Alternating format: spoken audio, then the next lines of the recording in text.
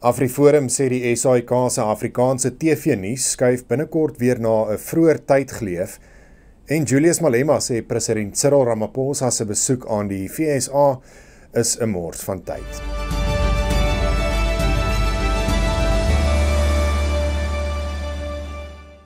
Goeiedag, welkom by jou Afrikaanse nuus net hier op Pretoria FM. Dis vandag die 19de Mei.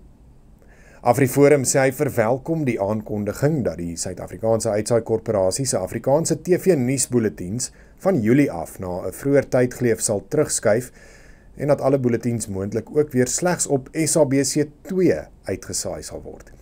Dit kom nadat 'n Afrikaanse nuusbulletin vroeër die jaar nie uitgesaai is nie en daar begin bespiegel is oor die toekoms van Afrikaanse nuus op die SAIK.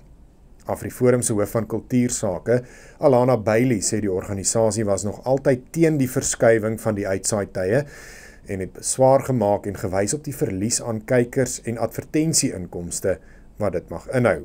Bailey meen verder dat dit tragies is dat die deurvoer van ondeurdagte of ideologies gedrewe besluite eers groot skade moet aanrig voordat erken word dat dit foute was. Die leier van die EFF, Julius Malema, sê president Cyril Ramaphosa moet eerder in Amerika bly as hy na die pype van president Donald Trump gaan dans. Ramaphosa sal na verwagting vandag in Washington DC aankom. Malema sê oor die 49 Afrikaner vlugtelinge dat hy twyfel of hulle nog in Amerika is. Die groep het verlede week in Amerika aangekom. Malema beweer dat hulle foto's daar geneem het en teruggevlieg is Suid-Afrika toe.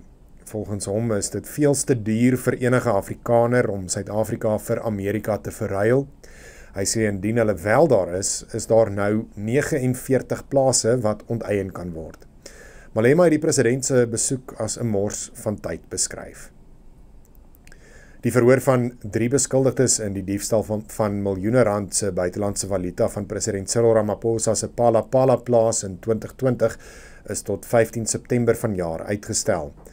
Die beskuldigdes, Emmanuela David, Floriana en Ndilinasho Joseph, het vandag in die Modimolle streekhof in Limpopo verskyn op aanklagte van sameswering tot huisbraak, diefstal en geldwasery. Volgens die woordvoerder van die Limpopo Nasionale Vervolgingsgesag, Mashudu Malabi Dzangi, is die saak uitgestel weens Floriana se mediese toestand. Sy is hoogswanger. Die aansoek om uitstel is nie teengestaan nie en die hof het dit toegestaan. Die verhoor sal van 15 September tot 8 Oktober vanjaar plaasvind. 2 verdagtes wat na bewering by die gruisame moord op 'n bejaarde boer van Roos-Senekal in Limpopo betrokke was, is in hegtenis geneem. Die 78-jarige Robert Stol se liggaam is op 1 Mei in die badkamer van sy plaashuis gevind. Sy hande is met draad agter sy rug vasgebind. Daar was 'n lap in sy mond gedruk en hy het 2 diep wonde aan sy kop gehad. Een van die verdagtes is gister langs die R555 pad tussen Stoffberg en Roos-Senekal in hegtenis geneem. Die ander verdagte is gisteraand vasgetrek. Dit aan die einde van jou nuusbulletin vandag. Baie dankie dat jy ingeskakel het.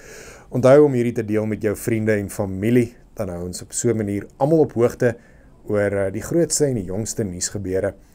Ek is môre weer terug met nog vars nuus. Mag jy 'n heerlike dag verder hê. Totsiens.